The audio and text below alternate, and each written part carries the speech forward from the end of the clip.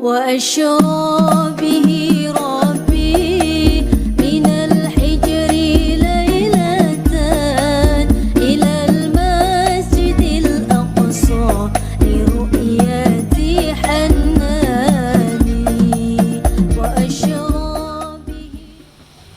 السلام عليكم ورحمة الله وبركاته. Warahmatullahi wabarakatuh. Alhamdulillah rabbil alamin. Alhamdulillahilladzi khalaqal mauta wal hayata liyabluwakum ayyukum ahsanu amala wa huwal azizul ghafur. Asyhadu an la ilaha illallah wa asyhadu anna sayyidana Muhammadan abduhu wa rasuluh la nabiyya wa la rasula ba'dah. Allahumma fassalli wa sallim wa barik ala hadha an-nabiyyil karim sayyidina wa habibina wa syafi'ina wa maulana Muhammadin wa ala alihi wa ashabihi ajma'in. Rabbi ishrah li sadri wa yassir li amri wa hlul 'uqdatam min lisani yafqahu qawli, amma ba'd. Hadratul mukarram, para alim ulama, para asatidzah, para hujjaj, tokoh masyarakat, khususipun Bapak RW, Bapak RT, kita doakan Pak RW yang sedang kurang enak badan diberikan kesehatan Allah Subhanahu wa taala. Semua Bapak Ibu yang hadir yang tak bisa saya sebutkan satu-satu, insya Allah semua bakal masuk surga, amin. Ini saya lihat nama masjidnya Baiti Jannati, ini jarang-jarang Pak. Biasanya nama masjid itu ada al depannya. Ya ini langsung Baiti Jannati, rumahku surgaku. Masya Allah ya, semoga ini menjadi rumah kita sesungguhnya yang nanti juga kita akan bertetangga di surga, amin. Ya Rabbal Alamin. Senang saya Pak ya, walaupun belum masuk Isra Mi'raj nih Pak.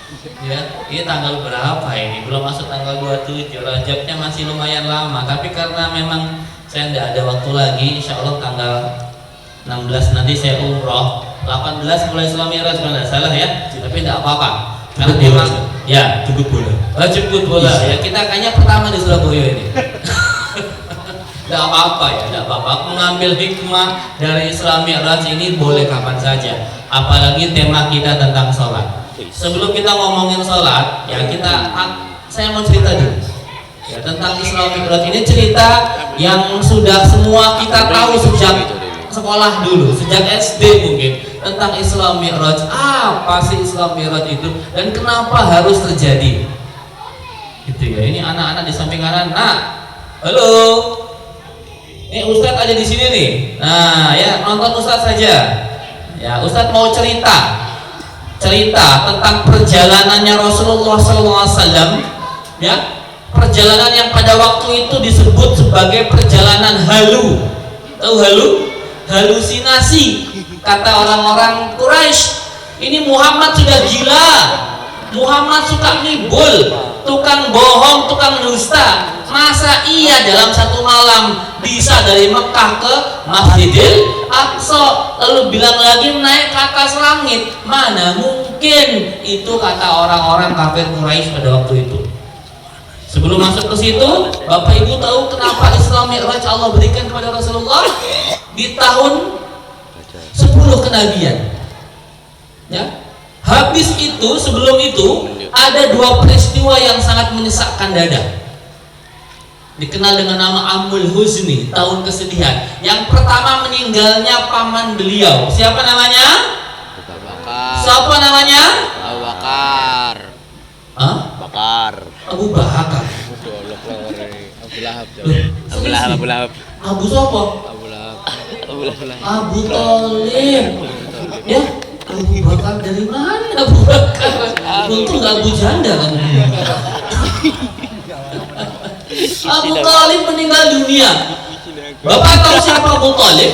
Abu Thalib itu walaupun belum masuk Islam Pak, tapi selama hidupnya dia membela Rasulullah SAW, membela dakwahnya beliau, Kalau tidak ada Abu Thalib Pak, itu Rasulullah Pak tiap hari dihina, mungkin sudah selesai. Namun ketika di ujung hidupnya Rasulullah itu sedih Pak. Ketika Abu Thalib sakaratul maut, dibisikkan, pamanku ucapkanlah la ilaha illallah. Satu saja kalimat ini bisa menjadi hujahku di hadapan Allah untuk membela engkau paman. Ditalkin Pak, la ilaha illallah, la ilaha illallah. Tidak keluar juga ucapan itu. Akhirnya Abu Thalib meninggal dunia dalam keadaan kafir. Rasulullah menangis Pak, sedih itu Rasulullah menangis. Orang yang beliau cintai tidak bisa masuk Islam. Orang lain beliau Islamkan, tapi orang yang beliau cintai malah tidak masuk Islam. Sedih. Bapak, jadi sekarang ibu juga jangan aneh. Kalau ada bapaknya yai, anaknya maling, ada. Ya, suaminya ustadz, istrinya tukang gosip, ada. Istrinya tukang pengajian, bapaknya tukang mabok, ada.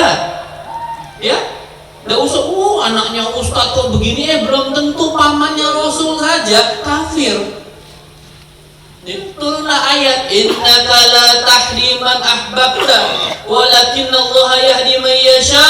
Kata Allah, wahai Muhammad, sesungguhnya engkau tidak bisa memberikan hidayah kepada orang yang engkau cintai, tapi Allah lah yang memberikan hidayah kepada orang yang Allah kehendaki. Tuh. Ya, jadi belum tentu bapaknya yai, anaknya yai juga, belum tentu. Ya, jadi itu kehendak Allah. Ada enggak suaminya soleh, istrinya salah? Ada. Contoh, bukan orang sini, bukan. Ya, saya enggak kenal juga orang Palang Oasis sini ya. Ya. Suaminya soleh, istrinya salah. Siapa contohnya? Nabi lagi.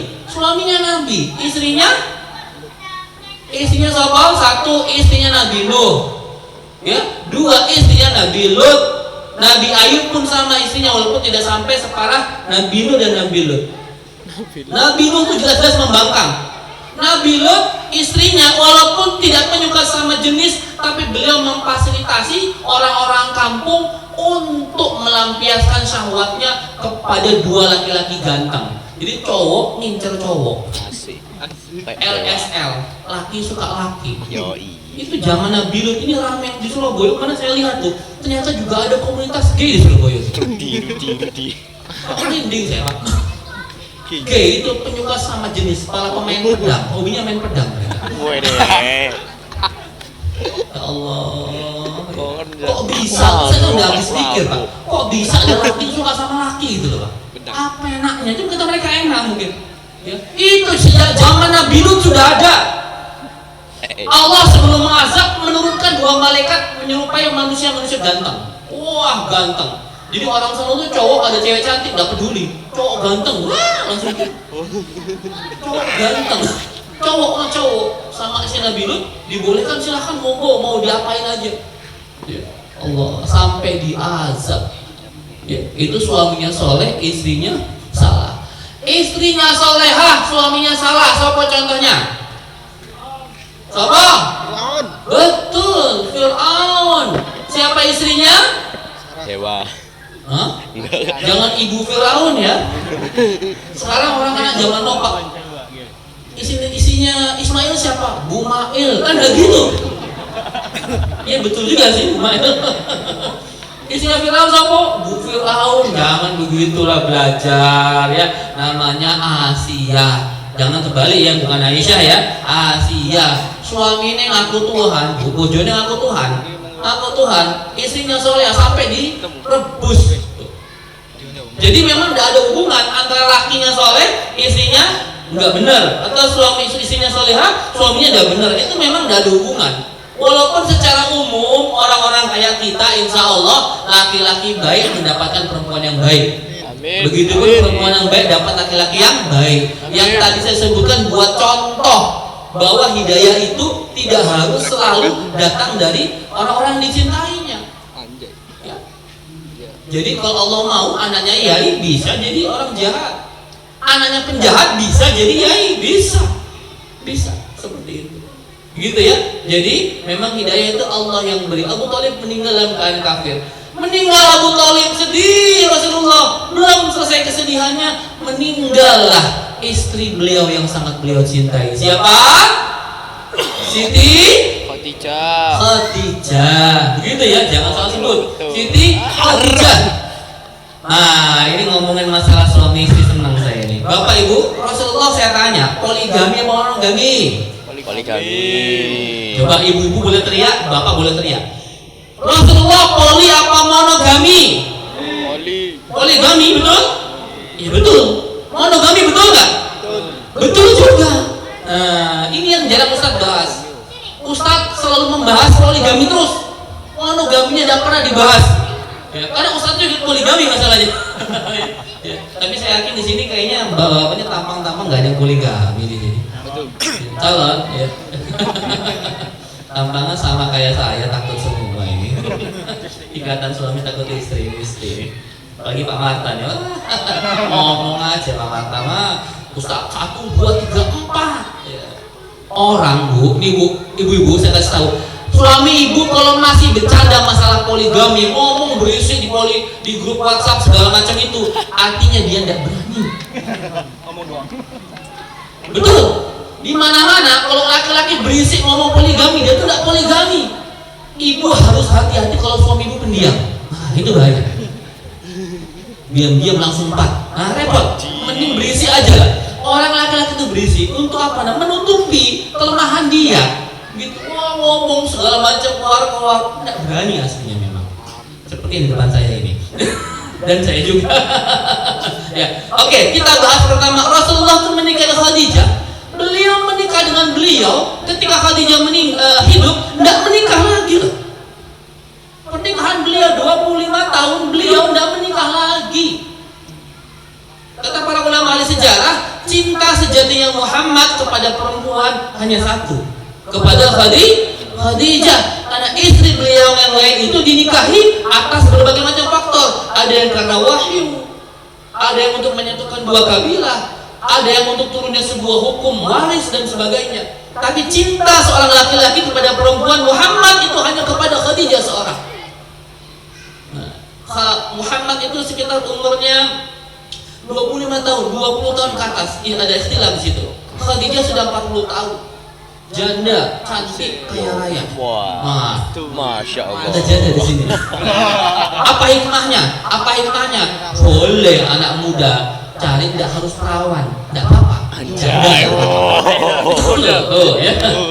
Nah, ceritanya Khadijah itu kan sedang menjanda, melihat Muhammad dulu bukan karyawannya Khadijah. Ini perlu diluruskan. Ada yang bilang katanya Muhammad itu karyawannya Khadijah. Salah. Khadijah itu menitipkan hartanya, diinvestasikan untuk diperdagangkan, diputar duitnya oleh seorang profesional muda. Namanya Muhammad, belum jadi Rasul waktu itu. Investor Khadijah itu. Muhammad itu pedagang, pebisnis profesional. Jadi kalau yang bilang Muhammad itu miskin, salah besar. Muhammad itu kaya raya, anak muda 25 tahun. Khadijah suka. Hikmahnya apa? Perempuan boleh mengutarakan rasa sukanya. Perempuan ternyata boleh loh nanya. Ya, ini ahwat-ahwat di sini sama sing jomblo. Aku. Ahwatnya ada yang jomblo loh. Ada ya? Ternyata, Bu, perempuan boleh loh, Bu, bukan menawarkan diri, boleh mengajukan diri. Melihat ada laki-laki soleh, ganteng, boleh Bu. Ini imam masjid kita sopo sini? Sudah menikah belum? Oh ya sudah, kalau sudah. Banyak masjid sekarang di Jawa ini imamnya masih muda-muda, hafiz 30 juz. Ada imam muda hafiz, ibu langsung, Ustaz, masih jomblo kan? Iya Bu, masih jomblo. Anakku nih Ustaz, insya Allah soleh Ustaz, mau nggak jadi suami anakku? Boleh Bu. Perempuan boleh menawarkan diri, apalagi lewat ibundanya. Kenapa? Laki-laki soleh hari begini langka. Ya, boleh di-booking sebelum diambil orang lain. Gitu ya. Jadi perempuan boleh mengajukan diri, bukan murahan, bukan. Artinya apa? Perempuan itu tidak mau salah jodoh. Khadijah tidak mau salah jodoh, memilih seorang pemuda bernama Muhammad SAW, diterima sama Rasulullah, diterima sama Muhammad. Ada yang tahu mas kawinnya apa? Nah, ini yang bilang Muhammad miskin salah ini. Coba, ada yang tahu mas kawinnya Muhammad kepada Khadijah apa? Unta berapa untanya? Ada yang tahu untanya berapa? Ada yang bilang 20, ada yang bilang 50, ada yang bilang 70, ada yang bilang 100. Oke, saya ambil yang paling murah, yang paling bawah lah, 20 ekor unta, wis. Dan untanya itu unta terbaik, namanya unta merah, unta betina merah. Jadi unta terbaik itu bukan unta jantan, Pak, unta betina merah. Ada yang tahu harga unta di sini? Tukang unta ada di sini? Nggak ada tambang-tambang tukang unta di sini. Kalau sapi berapa Surabaya? 25. Yang bagus berapa? Sapi-sapi limosin berapa? 35 ya. Ada yang sampai 50 juta loh. Ya sapi. Kita hitung 50 juta. Karena kayaknya sapi betina, unta betina merah itu karena sapi limosin mungkin ya. 50 juta kali 20 saja yang paling sedikit lah. 50 juta kali 20 berapa? 1 miliar. Anak muda bernama Muhammad memberikan mahar kepada Khadijah 1 M. Coba jomblo Surabaya kira-kira maharnya nyampe 1 miliar? Ah itu Pak MC bener. Untungnya wanita Indonesia itu qanaah semua Pak. Nerimo Pak. Cukup dikasih seperangkat alat sholat mau. Nah, ya enggak apa-apa juga kalau dia itu. Nih, ibu-ibu pernah jomblo, itu jomblo hati, bukan saya kompor-komporin ya. Perempuan itu kenapa hak warisnya setengah dari laki-laki? Ada yang tahu? Kita kan haknya 1 ya. Kalau perempuan setengah. Kenapa setengah? Karena yang setengah itu dari maharnya suami. Makanya kalau bisa mahar itu bisa dinilai pakai cuan. Pakai fulus. Ya, ada nilai materinya karena ini haknya istri. Ya, harus ada nilai uangnya. Kalau seperangkat alat sholat, yuk coba kita hitung Pak MC. Nih, ibu-ibu saya nggak tahu harga di Surabaya berapa. Seperangkat alat sholat biasanya isinya apa? Satu pasti mau kena. Ibu-ibu mau kena berapa Bu di Surabaya Bu pasar Bu? 10.000. 10.000. Iya macam-macam sih harganya ya. Yang standar, yang jelek-jelek amat. Buat kawin ini. 200 cukup ya? Bungkus ya? Bungkus 200.000. Apa lagi? Sajadah. Antum akal bener ya? Emang antum pelakunya seperti ini. Sejadah, berapa sejadah? Cepet cukup cepet. 100. Bungkus ya? Bungkus. Apa lagi? Kopiah.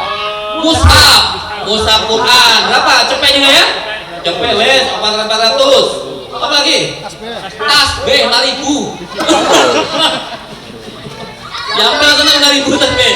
405.000. Masukin ke dalam parcel, dibungkus-bungkus kasih kita ada 50.000 lah. 450.000 seperangkat alat sholat. Cukup. Mas kawin 455. Cantik kan? 455. Masalahnya kalau perempuan istri lagi butuh, bingung ngejualnya. Dijual mutanasehkan, nggak ada yang mau beli. Dijual mutanasehkan bekas mahar, wes nggak ada yang mau beli. Ya. Jadi besok awal kalau mau mas kawin seperangkat alat sholat boleh tambahkan dan masjidnya. Oke. Ya tambah apalah begitu ya, yang bisa dihargai gitu ya. Dan mahar itu adalah punyanya istri, bukan punya bersama. Ini salah juga. Dikasih kalung 10 gram sama suaminya, jangan dipakai lagi sama bapak. Bapak, bu, aku pinjam ya bu, ini buat modal bu. Ya, itu pinjam loh pak, harus dikembalikan pak. Itu bukan milik bapak, bukan milik bersama. Mahar itu punyanya istri, karena harta suami itu harta istri. Harta istri bukan harta suami. Oh enak bu. Nih bapak kerja, gaji bapak gaji ibu kerja, gaji ibu sendiri. Enak perempuan. Ya, kalau kita kerja langsung dapat amplop dari perusahaan langsung disetorkan, guys. Dipotong 10% buat suaminya, ini buat ongkos mas, begitu. Kalau ibu kerja udah nggak usah bapak, nggak usah tahu, itu hartanya ibu. Kalau ibu mau ngasih buat keluarga, jatuhnya sedekah. Ya, perempuan yang kerja, ya bantuin untuk keluarga, ekonomi keluarga itu jatuhnya sedekah. Sedangkan laki-laki kewajiban.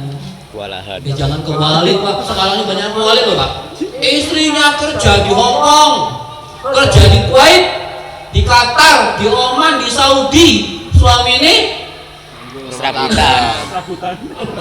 ya enggak apa-apa asal itu.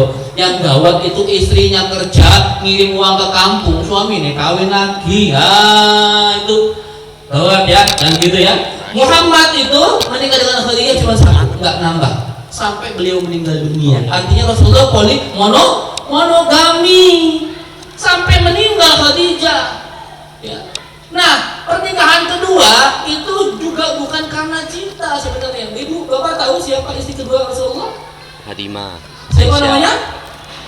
Bu. Siti Aisyah. Sa'adah. Usianya berapa? Berapa? 65 tahun. Jadi kalau antum semua yang selalu ngomong sunnah Rasul, maka menikah yang kedua carilah nenek-nenek. Loh, Rasul pun demikian. Kalau mau membawa nama sunnah Rasul, dia harus menjiplaknya Rasul. Plak. Rasul istri keduanya 65 tahun, janda perang Badar. Nah, jadi besok bapak yang mau nambah, yang mau nyunah Rasul, saya mau nyunah banget keliling Surabaya Pak. Cari janda 65 tahun banyak insya Allah yang mau. Itu kalau mau benar-benar nyunah Rasul. Ya ada ketentuan gitu sih, boleh menikah dengan siapa saja. Tapi kadang-kadang begitu, saya kurang suka juga. Ada orang membuku syahwat dengan nama sunnah Rasul. Kalau memang syahwat ya pengen ya bilang aja, aku udah kuat. Kamu tuh satu kurang, bilang aja sama istrinya. Bu, aku mau nambah ya Bu, ibu udah cukup buat aku, nambah aja. Jangan bu, sunnah Rasul. Wah, sunnah Rasul yang kedua itu nenek-nenek. Ada yang mau nambah di sini? Gitu ya. Rasulullah SAW ternyata monogami, ya. Dan selanjutnya poligami dengan berbagai macam alasan. Meninggal Khadijah, sedih, dihibur dengan Isra Mi'raj, ya. Ketika sedang di Mekah, dijemput Jibril dengan menggunakan sebuah kendaraan. Apa namanya? Sebenarnya apa? Buraq, naik buraq, ya. Terus terbang ke atas ya, sampai ke Masjidil Aqsa. Di sana sudah ditunggu oleh 124.000 nabi dan rasul. Dan Rasulullah SAW didaulat menjadi imam. Artinya Rasul kita pemimpin, penghulunya para nabi dan rasul. Terakhir artinya tidak ada lagi nabi setelah Rasulullah SAW. Indonesia ini paling hobi Pak buat nabi. Banyak nabi di kita. Ya dulu ada Lia Edan mati modal sekarang. Ngaku nabi. Ada Musadek, tukang somai. Iya itu tukang somai. Ada guru olahraga, jenengnya. Orang tuh gampang bener ngaku nabi Pak. Ini kacau lah Indonesia ya. Jadi kalau dia mau kaya ngaku jadi nabi begitu ya. Dan nabi tak ada lagi setelah Rasulullah. Ya penutupnya Muhammad Sallallahu Alaihi Wasallam. Setelah selesai di Aqsa naik ke atas, ini namanya Mi'raj. Yang tadi namanya Isra, ini namanya Mi'raj. Mi'raj apa artinya? Naik ke atas. Bapak Ibu ada pernah mendengar pesawat Prancis namanya Mirage, ya? Dibaca Mirage. Itu asal kata dari Mi'raj. Naik cepat ke atas bagaikan kilat itu Mi'raj. Naik ke atas sampai ke Sidratul Muntaha, Jibril stop. Nggak bisa lagi ngikut, yang ngikut hanya Muhammad sendirian, langsung ketemu Allah di arasnya. Dapat perintah sholat. Berapa waktu? 50. Tuh, asli perintah sholat 50. Rasul itu Pak sebelum ketemu Allah, beliau bertemu dengan beberapa nabi di lapis langit. Langit pertama ketemu Nabi Adam, kedua ketemu Nabi Isa, Nabi Yahya, ketiga ketemu Nabi Yusuf, keempat ketemu Nabi Harun, kelima ketemu Nabi Musa, ya, enam Ibrahim. Ya. Beliau bertemu dengan beberapa nabi, langsung naik ke atas dapat perintah sholat. Sampai ketika turun pas ketemu Nabi Musa, ini Nabi Musa Pak, walaupun katanya nabi yang paling agak-agak preman katanya beliau tuh. Nabi-nabi yang kadang kan Nabi Musa itu Pak, kalau mukul aja orang mati Pak. Nabi Musa tuh, ya, mukul orang mati, gitu ya. Memang agak-agak besar ininya badannya, orang takut sama dia. Nabi Musa ketika bertemu Rasulullah SAW, ya Muhammad dapat perintah apa kamu? Sholat. Berapa waktu? 50. Mas minta diskon. Pak, 50 umatku itu sholatnya 50. Kacau semuanya. Apalagi umatmu nanti. Jangan 50, minta diskon. Naik lagi Rasulullah ke atas, ya Allah, minta diskon ya Allah. Kurangin deh. Diskon 10% Pak. Diskon 10%, tinggal berapa? 45. Turun lagi ke Nabi Musa. Dapat berapa? 10% Musa. Ya kok 10%? 45 waktu tuh masih berat. Minta diskon lagi, minta lagi, dapat lagi 10% terus ya. Sampai tinggal 5. Kata Musa berapa? 5. Minta lagi, oh izin. Malu udah kebanyakan minta diskon. Dapat 5. Ya wes alhamdulillah dapat 5. Itu yang jatuh ke kita sekarang. 5 waktu. Kebayang kalau dulu Rasul nggak minta diskon Pak. 50 waktu, ini yang 5 aja bolong-bolong kita. Apalagi 50 waktu. Kebayang nggak untuk 50 waktu? Sejam 2 kali sholat kita. Di sini yang 5 kali masjid aja kosong. Gimana 50 kali? Wes, semua kabur, semua nggak ada di Islam deh. 50 kali. Ini untuk Nabi Musa perhatian sama kita Pak. Ya, Muhammad berat, umatku tuh gagal semua. Umatku udahlah cukup 5 saja. 5, itu pun kita 5. Saya tanya antum semua jujur lah padaku. 5 waktu kita sholat. Banyakan husu, banyakan gak husunya? Coba ibu-ibu, banyak husu, banyak gak husu? Banyakan gak husu. Allahu Akbar. Ini kenapa begini Pak? Ada yang tahu takbir kenapa begini? Ya Allahu Akbar. Oh gitu loh. Mau gaya baru orang survei. Allahu Akbar. Ini kota perjuangan, kota pahlawan. Allahu Akbar. Nggak bisa. Allahu Akbar begini. Ini simbolisasi. Kata ulama, kenapa begini? Ini takbir seperti ini. Artinya, wahai dunia, engkau aku letakkan di belakangku. Aku mau fokus menghadap Tuhanku. Jangan masuk ke pikiranku. Tuh.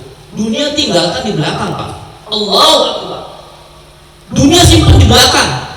Jangan mikir dunia kalau lagi sholat. Itu idealnya. Kenyataannya gimana? Allahu Akbar. Bapak-bapak nyari kunci motor seharian tidak ketemu. Lagi sholat ingat Allahu Akbar. Kunci motor di lemari. Ustadz, ini mungkin petunjuk dari Allah Subhanahu wa Ta'ala. Tidak ada petunjuk kunci motor. Itu setan berupa ya, jangan salah Ustaz istikharah Ustaz dari kunci motor enggak ya, makanya tinggalkan pikiran dunia kita. Allahu Akbar. Pak RW misalkan, ini RT ini belum setoran ini, jangan masuk pikiran PT. Emak-emak Allahu Akbar, jemuran belum diangkat, ingat jemuran lagi sholat, jomblo Allahu Akbar. WA aku kok sudah centang biru tapi kok tidak dibalas. Emang enak, dirit aja tidak dibalas deh. Lagi dipikirin di sholat. Allahu Akbar. Seperti itu ujung-ujungnya lupa rakaat sholat. Ada yang pernah lupa? Ada. Sering kayaknya, di tamang-tamang sering semua nih. Tuh, ini hikmah Islam atau perbaiki sholat. Kenapa? Awwalu ma yuhasabu bil 'abdi yaumil qiyamah as-shalah, kata Rasul. Ibadah pertama nanti yang dihitung Bapak Ibu sekalian, yang dihisab itu salat. Kalau benar salatnya, insya Allah benar amal kita yang lain. Kalau ngaco salatnya, ngaco juga yang lain. Maka hikmah pengajian kita malam ini, yuk coba perbaiki salat, konsentrasi supaya benar salatnya. Jangan buru-buru. Ya, makanya Bapak Ibu sekalian, kalau sholat itu persiapkan laki-laki di masjid. Ingat ya, laki-laki sholatnya di masjid, terutama Isya dan subuh. Ya ibu-ibu, suaminya subuh di masjid, karena yang di rumah namanya suami soleha. Ya, mohon maaf ya Pak Punten ya. Laki-laki di masjid, makmurkan masjid kita. Jangan di rumah, yang di rumah tuh ibunya boleh. Ya, ibu-ibu juga kalau sholat Bu, please ya Bu, itu Bu kena dicuci ya Bu. Ya, jangan sampai ibu kebawaan sendiri sama mukenanya. 6 bulan dan dicuci bau apek Bu, ya Allah, Allahu Akbar. Bau apa ya? Malah bau mukenanya sendiri. Kalau begitu ibu kan gak mau lama-lama, makanya mukena yang wangi, sejadah yang wangi, yang empuk, ruangannya pakai AC atau kipas angin yang dingin, supaya kita betah lama-lama di atas sejadah.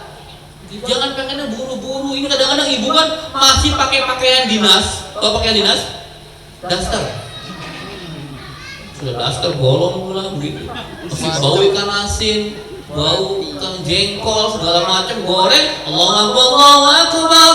Nggak ganti baju dulu, langsung dia sholat pakai mukena dengan baju yang ala kadarnya, pakai daster menghadap Allah Subhanahu wa Ta'ala. Ibu kalau menghadap wali kota Surabaya saja berani pakai daster? Berani nggak? Pakai daster bawa ikan asin menghadap wali kota, berani nggak? Kalau berani mantap ibu. Ketemu Bu Risma mantan wali kota pakai daster tuh dikemplang tuh.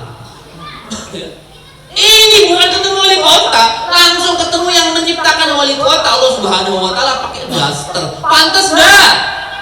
Pantas nggak? Nah, Bu, ganti baju Bu. Kan ada mukena Ustaz. Iya tapi kan nggak enak juga pakai daster itu, nggak enak. Laki-laki juga nih, cowok-cowok nih, jomblo-jomblo nih ABG. Saya sering Pak mendapati anak-anak habis main futsal sore-sore nggak ganti baju langsung sholat. Sholat penuh dengan keringat. Wah keringetan sholat. Kasihan malaikat kebauan nanti sama kalian. Ini yang membuat kita sholatnya nggak mau lama-lama karena kita nggak mempersiapkan dengan baik. Ya. Sholat tuh yang baik Pak, pakaiannya baik, pakai wangi-wangian yang enak. Kalau bapak kadang-kadang sholat tuh semaunya. Kalau mau ke pesta, kondangan, kehajatan, resepsi, pakai batik, pakai jasko segala macam, ganteng. Pas sholat ke masjid pakai kaos belakangnya semen gresik. Ada yang suka begitu. Ya boleh, yang penting untuk Allah. Tapi Pak, ini perintah bukan perintah sih. Tolonglah Pak, kalau ke masjid jangan sholat pakai kaos yang ada tulisan di belakangnya. Kasihan Pak, yang di belakang Bapak Allahu Akbar semen gresik. Untung cuma semen gresik Pak. Coba kalau di belakang itu ada gambar cewek kayak di truk-truk begitu, kutunggu jandamu, wes ya Allahu Akbar, kutunggu jandamu ya Allah Pak. Kan sekarang banyak kan tulisan kayak ada gaduh di Jogja gitu ya, joger di Bali, tulisannya di belakang kaosnya. Itu kalau dipakai lagi sholat Pak, dijamin di belakang Bapak nggak ada yang khusyuk.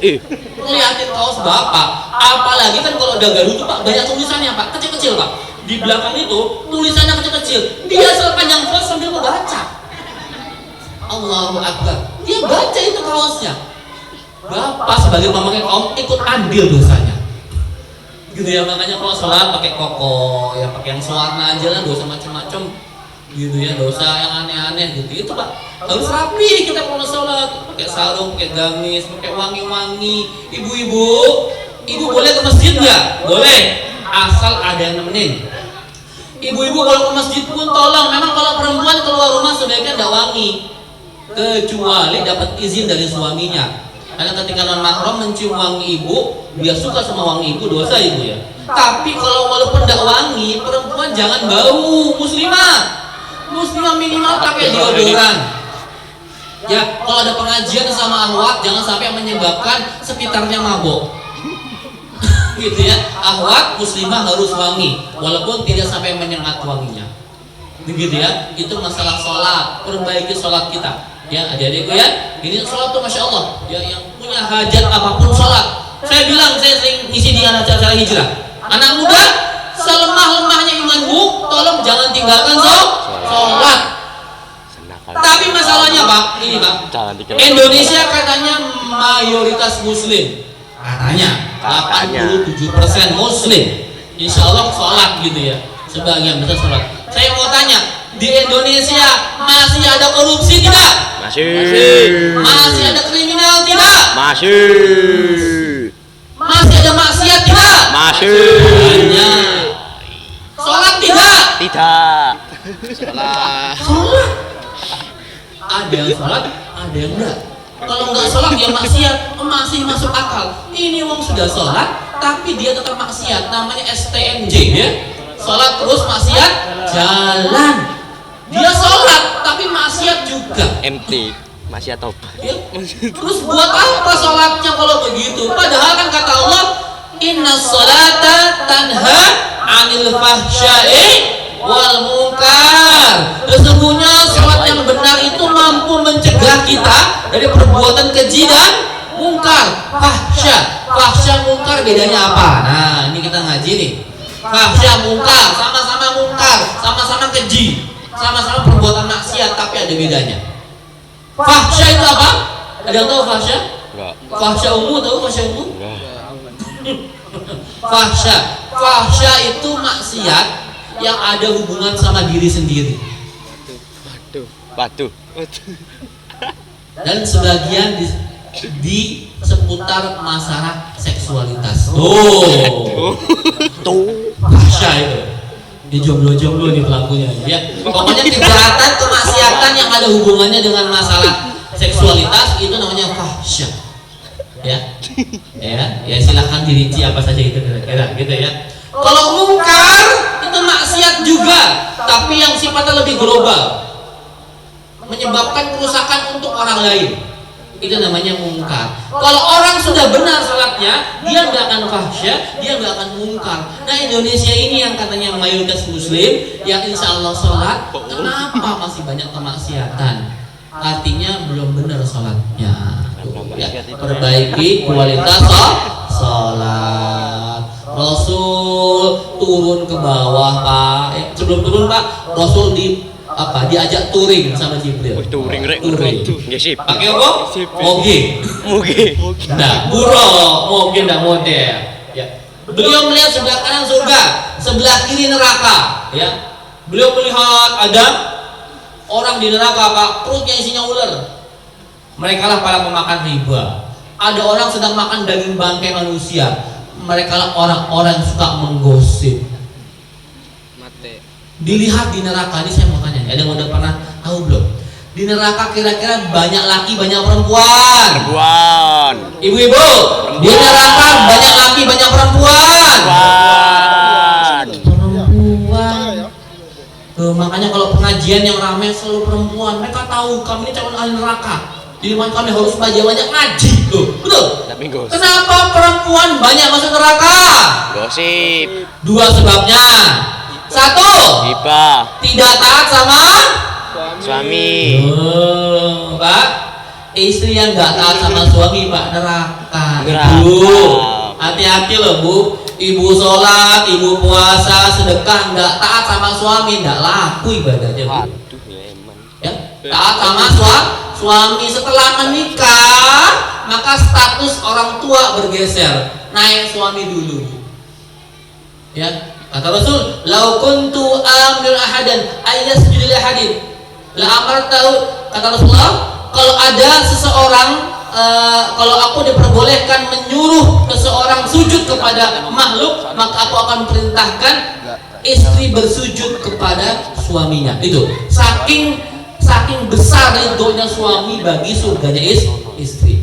Gitu ya, Bu ya. Jadi hikmah pengajian kita pada malam hari ini, ibu-ibu, nanti pulang ke rumah langsung ambil tangan bapak, dicium tangan bapak. Ya, dicium tangan bapak. Mas, pengapunten Mas, maafkan aku ya Mas ya. Banyak dosa, banyak maksiat, banyak salah sama jenengan, tolong dimaafkan. Pokoknya setelah ini bapak minta apa saja, aku kasih. Nah, gitu ya. Ya, Bu ya, janji sama suaminya akan lebih taat, lebih loyal, lebih memenuhi apapun yang suami ibu inginkan. Ya, supaya dapat ridhonya suami. Ya, kenapa, Bu? Karena ridho suami itu kunci, Bu. Ayyuma marwatin matat wa zawjuha an aradin dakhalat jannah, kata Rasul. Ada istri meninggal dunia, suaminya ridho, langsung masuk surga. Ibu meninggal, suami ridho, masuk surga. Nah, aku mau tanya nih, survei sama penduduk di Palang Oasis ini, warga Palang Oasis, yang laki-laki dulu ya. Bapak yang sudah beristri, kira-kira kalau istri bapak meninggal dunia, bapak ridho tidak? Ridho, soalnya punya istri baru. Sunyi sepi gini. Coba, bapak yang sudah bersuami, kalau istri bapak misal meninggal dunia, bapak ridho tidak? Ridho. Ibu-ibu, kalau ibu meninggal dunia, bapak ridho tidak? Kok diem sih? Misal bu, misal ibu kalau meninggal, bapak ridho enggak? Enggak. Ada yang jawab juga. Bu, kalau ibu meninggal dunia, itu bapak bukan lagi ridho, tapi yes. Baru-baru istri baru. Habis dulu ibu pernah bilang, bapak, pokoknya bapak tidak boleh kawin lagi selama aku masih hidup. Makanya pas ibu meninggal dunia, alhamdulillah, selesailah penderitaan ini. Bukan begitu ya bu ya, bukan ridho yang semacam itu. Ridho yang benar-benar ridho, ya Allah, aku ridho sama istriku, ya Allah, dia telah melayaniku, menjaga anak-anakku, menjaga hartaku, aku ridho kepadanya, ya Allah, masukkan dia ke dalam surga. Maka insya Allah istri yang seperti itu akan langsung masuk surga, insya Allah. Ya bu ya, cari ridhonya suami. Yang kedua, kenapa perempuan banyak di neraka? Nggak bisa jaga ini, nggak bisa jaga mulutnya, lisannya suka gosip. Ibu ini penggemar infotainment sih. Ya, infotainment sekarang pindah ke Instagram, namanya Lambe Turah. Wes pokoknya kalau ada akun lambe-lambean, itu akun gosip semuanya. Ya, dari infotainment pindah ke sosial media, sama aja. Hati-hati ya, kita menikmati gosip, apalagi menyebarkan aib orang lain, haram hukumnya. Ya, ayuhibbu ahadukum ayyakula lahma akhihi maitan fakarihtumu. Kata Allah Subhanahu wa taala, apakah kalian suka memakan daging bangkai saudara kalian sendiri? Tuh, orang yang suka menggibah, kata Allah Subhanahu wa taala, seperti memakan daging bangkai, Pak, Ibu sekalian. Daging bangkai, bukan bangkai tikus, tapi bangkai manusia, saudara kita makan, Pak. Itu gibah.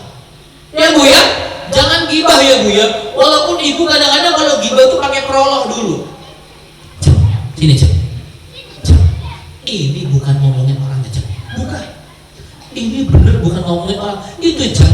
Tetangga kita yang baru pindah itu masa suaminya golongan 3B, ASN, PNS, pegawai negeri, tapi mobilnya sudah BMW ini cek.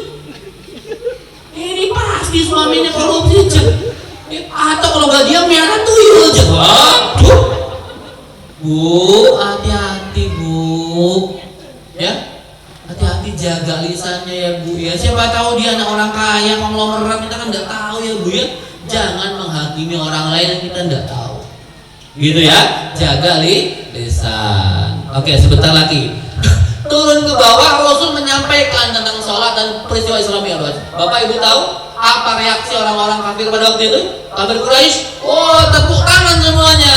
Muhammad gila, suka ngelantur, suka halu. Ya, itu kata orang-orang kafir Quraisy ya. Gengnya Abu Jahal, Abu Lahab, Abu Sufyan, dan Abu Jandal begitu ya. Itu mereka senang. Kenapa? Muhammad sudah mulai gila. Sebentar lagi dakwah Islam selesai. Ini nabimu tuh sudah meracau, nigo. Masa cerita begini begitu? Bapak ibu tahu reaksinya? Orang-orang kafir makin kafir. Orang-orang sudah beriman sudah mulai goyang. Repot ini gara-gara peristiwa Isra Mi'raj.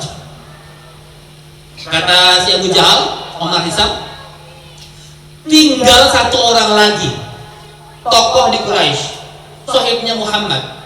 Kalau orang ini ikut tidak percaya sama Isra Mi'raj, maka selesailah dakwah Islam. Siapa orang itu? Abu Bakar. Ini Abu Bakar dulu ya. Abu Bakar. Tinggal Abu Bakar.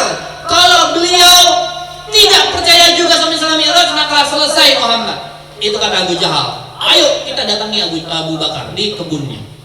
Itu Pak, Abu Jahal, Abu Lahab, Abu Sufyan, orang-orang kafir Quraisy sama orang-orang beriman waktu itu kompak jalan bareng ke kebunnya Abu Bakar. Abu Bakar sedang berkebun, melihat terjadi, tumben pada akur nih, datang. Kata Abu Jahal sebelum juru bicara, ya Abu Bakar, Kamu tahu udah dengar belum? Apa cerita sahabatmu? Emang cerita apa Muhammad? Ceritakan semua detail yang Isra Mi'raj, itu kan? Kata Abu Jahal, sahabatmu sudah gila kan? Sudah meracau, sudah mengigo, mengada-ngada, sudah halu. Ya, kamu kan nggak percaya juga kan? Begitu kata Abu Jahal kepada Abu Bakar, meminta Abu Bakar untuk ikut tidak percaya sebagai dukungan bahwa memang Muhammad sudah gila. Apa kata Abu Bakar? Wahai Abu Jahal dan abu-abu yang lain, ya, apapun yang Muhammad sampaikan, apapun yang Muhammad ceritakan kepada kalian, aku 1000% setuju, aku percaya. Jangankan cuma cerita Isra Mi'raj, ini ada sebuah pernyataan yang luar biasa.